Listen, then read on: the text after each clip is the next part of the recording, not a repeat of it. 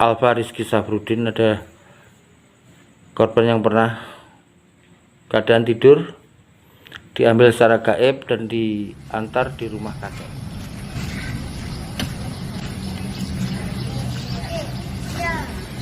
Selamat pagi teman-teman Avenger. Kita jumpa lagi di satu kesempatan. Akan bercerita tentang makhluk yang diciptakan oleh Maha Penjadikan itu hanya 3. Satu, bangsa jin. Yang kedua adalah malaikat dan manusia. Baik, di antara jin dan manusia ini bisa dimix atau dikawinkan sehingga terjadi satu makhluk lagi namanya Noom atau siluman. Jadi siluman itu awalnya dari pencampuran manusia dan bangsa jin. Dimulai dari suatu saat ada namanya kaum ekstraterestrial atau aliens. Ini bangsa Nexela. Bangsa Nexela ini menciptakan, membuat satu entitas baru dengan satu teknologi, yaitu bangsa Noom atau kita mengenalnya dengan siluman. Ada satu cerita yang sangat menarik, terjadinya sesuatu yang mungkin tidak umum, yaitu ada seorang manusia yang sangat disayangi, yang sangat dicintai oleh bangsa siluman. Begini ceritanya. Oke, ceritanya dimulai dari kota Madiun. Madiun ini terletak di Jawa Timur. Akang pernah bertugas juga di kota ini selama kurang lebih 3 bulan. Ada seorang anak namanya Alfa. Alfa memang nama panggilan. Nah, Alfa ini sering usianya sekitar 12 tahun lah. Ya, Alfa ini sering diajak oleh bangsa Noom ke negaranya, ya, atau ke dimensinya. Nanti maghrib baru dipulangkan, dan dipulangkannya di rumah kakeknya. Sedangkan dia hilang di rumah ibu bapaknya yang jaraknya 4 kilo ke rumah kakeknya. Ya, 4 kilo untuk ukuran desa cukup jauh. Setelah itu ada beberapa keganjilan. Handphone si Alfa ini sering hilang. Handphone bapaknya hilang. Handphone ibunya hilang. Dan diketemukan itu di rumah kakeknya. Ya, jadi pernah terlihat beberapa kali handphone itu seperti dijatuhkan dari langit-langit rumah. Tapi jatuh di bawahnya itu kalau nggak ke kasur, ke sofa, sehingga tidak terjadi kerusakan. Beberapa kali terdapat ancaman-ancaman yang berisi dengan kalimat-kalimat bahasa Jawa. Ya, nanti akan tampilkan juga. Dan selanjutnya ancaman itu tidak di WA saja, tetapi di kertas-kertas yang berjatuhan dari atap-atap langit. Langit-langit rumah maksudnya, ya. Nah, itu berisi tulisan-tulisan. Teman-teman bisa melihat tulisan bangsa Noom yang sebenarnya tulisan atau aksara bahasa Melayu, bahasa Indonesia, tetapi ditulis oleh Noom. Ya. Isinya sama, ancaman-ancaman. Nah, Akang coba melihat ada apa ini fenomena. Akang dari Bogor coba menerawang, melihat ke daerah tersebut, ke rumah kakeknya. Ternyata di rumah kakeknya itu adalah portal interdimension dengan bangsa Noom, seperti itu. Dan ternyata itu di daerah itu daerah yang dikeramatkan, ya. Sewaktu akan channeling dengan daerah tersebut, akan melihat seperti manusia anjing, ya. Badan manusia, kepala anjing, dan galak-galak. Ternyata setelah ditanyakan ke orang tua si anak, ternyata di area tersebut sering sekali penampakan anjing-anjing yang berbadan manusia. Nah, anjing yang berbadan manusia itulah dinamakan siluman. Kebetulan di area tersebut didominasi oleh anjing. Nah, kita telusuri ke belakang, ternyata beberapa orang di wilayah sana zaman dahulu melakukan pesugihan untuk kekayaan dan kewibawaan dengan menjadi anjing seperti itu ya. Jadi Akang sekarang coba membantu si anak ini agar tidak lagi diculik bangsa Noom. Bahayanya kalau anak ini bolak-balik dimensi manusia, dimensi Noom, otaknya tidak akan kuat. Mungkin nanti dewasa akan terjadi schizophrenia pada anak tersebut, stres, bahkan bisa meninggal muda karena tidak tahan dengan vibrasi bangsa Noom dan bangsa manusia.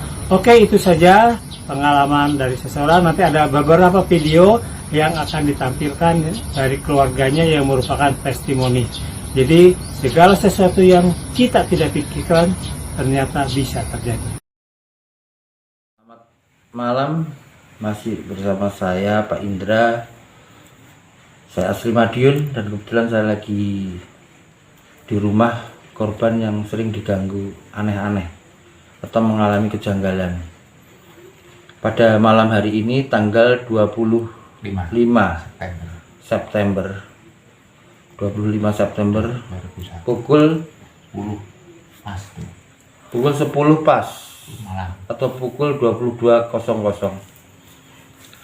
Saya berada di dalamipun atau dalam rumah orang tua dari Mas Alfa Rizky Safrudin. Oke. Nah, ini Mas Alfa Rizky Safrudin, ada korban yang pernah keadaan tidur, diambil secara gaib dan diantar di rumah kakeknya. Dan ini ibu kandung dari Mas Alfa, ini bapak. Oke Pak, sedikit cerita kejadian yang aneh-aneh itu, tolong diceritakan dari awal. Ya, dari awal kira-kira 4 bulan yang lalu habis lebaran tuh kira-kira itu tanaman istri saya itu tanaman lombok itu tiba-tiba itu dipatahkan sama orang yang enggak saya kenal. Nggak kelihatan kira anak-anak nggak mungkin. Terus di bawahnya tuh terbakar. Itu berarti 3 kali berturut dalam 1 hari. Enggak, besoknya ada besoknya lagi ya, jadi 3 hari berturut-turut. Habis itu sirup maksudnya berhenti. Kira-kira ya 1 bulan itu tiba-tiba HP-nya istri saya itu hilang, dia panik. Oh, HP hilang ya? HP hilang. Kondisi siang hari? Siang hari, HP hilang, panik. Berapa hari dikembalikan? Kira-kira ya malam, sore hilang, malam dikembalikan. Terus saya ke rumah, bilangnya orang pintar lah gitu ya. Dikasih raja, bakar di rumah. Temunya itu di apa itu? Di luar samping rumah. Itu pun baterainya itu terlepas dari HP-nya. Pokoknya di sini HP-nya itu hanya di situ, kira-kira 4 meter atau cuma di bawahnya itu baterainya. Dan itu berulang-ulang, intinya berulang-ulang itu. Terus apalagi? Setelah itu yang hilang itu bukan hanya HP saya, itu HP saya juga pernah hilang. Selain HP istri, HP bapak saya. HP Anda ya Pak Sony ya, Pak Sony ya jenengan. Alfa di rumah keadaan tidur itu malam ya? Itu malam minggu. Itu itu kan baru yang pertama dulu. Habis surat itu ya. Itu berisi ancaman. Bukan ancaman, HP kamu di rumah kakek kamu harus ke sana sekarang. Dicari, ada hilangnya di sini, dari sini hilang, temunya di rumah kakek. Oh, jadi HP hilangnya di rumah sini, Anda, ya. Ketemunya di rumah kakek di Sidoarjo ya. Kurang lebih berapa kilo? 4 kilo ya. Dari sini ya, dari ke arah rumah kakek itu 4 kilo. 4 kiloan. Anehnya itu sering, pokoknya intinya itu. Terus itu Mas Alfa yang tiba-tiba di rumah kakek gimana ceritanya Mas? Malam minggu. Lalu seminggu dari sekarang itu habis latihan pencak silat saya mapak jemput ya. Jemput jam 11 kira-kira jam 11 tidur. Katanya sana itu dari apa? Tempat itu katanya rambutnya ada apa? Air gitu, dikirain apa kencing lowo atau manuk itu loh Pak. Terus habis latihan itu mandi Pak. Mandi, baru habis mandi terus duduk sebentar terus tidur sama saya koloni jam 11 itu. Besok jam setengah 1 itu ada telepon istri saya kamar sebelah kan tidur sama anak. Ya, ada teleponnya. Ada telepon dari saudara dari kakeknya sana bahwa apa sekarang ada di rumah sana. Saya kaget Pak. Oh, jadi Nah, coba itu saya buka ini kondisi saya. Pak, apa sekarang ada di rumah kakeknya loh? Kan itu sama saya tengok. Wah, nggak ada sekarang. Nggak ada, saya kaget Pak itu. Jadi saya nangis.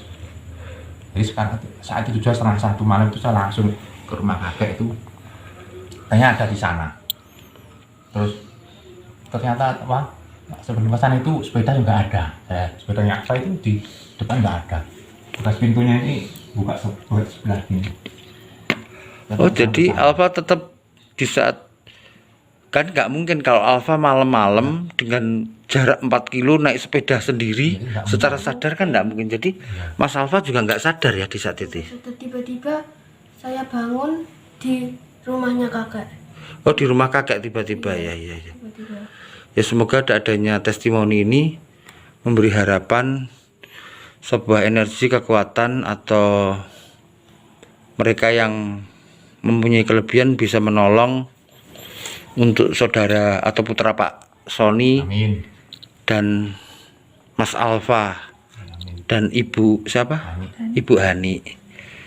Sekian testimoni ini, dan saya ucapkan penuh perhatian dan doa untuk keluarga Pak Sony dan Mas Alfa utamanya.